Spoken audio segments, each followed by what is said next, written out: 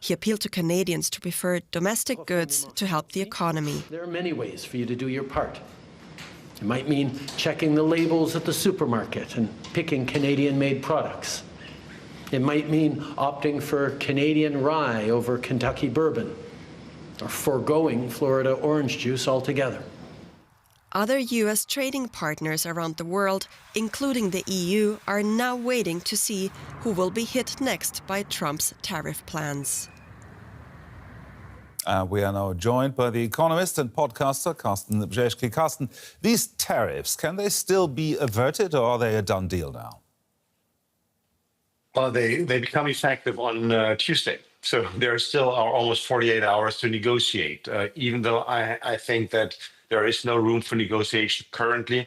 I think we really have to understand and to learn that Donald Trump is not only barking, he's also biting, and he's really delivering all of election promises. So he will make these tariffs really implemented on Tuesday.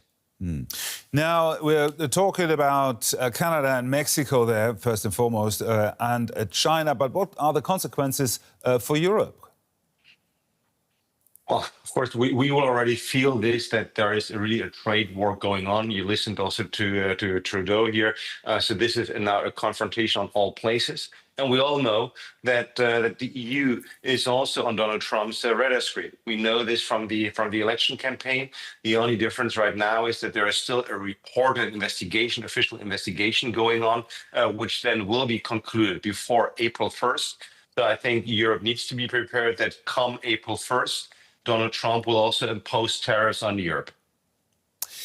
Are there other countries or other regions of the world that need to prepare to find themselves on Trump's tariff target list?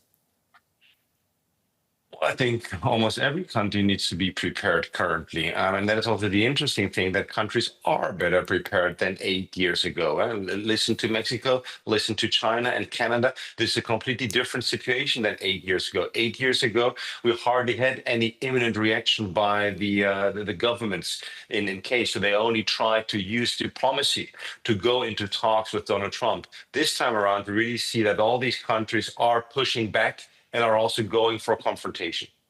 Now, could we call this a trade war already, or does a proper trade war look different, and what would it look like?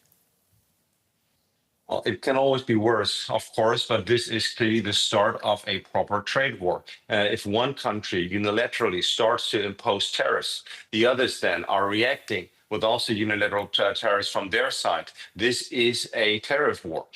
This is a trade war. And of course, especially if this is now really about the largest economies in the world, US, China, Canada, also the EU coming in there. This is clearly a fully fledged trade war, which of course can still further escalate. And briefly, please, in which way will that damage the world economy?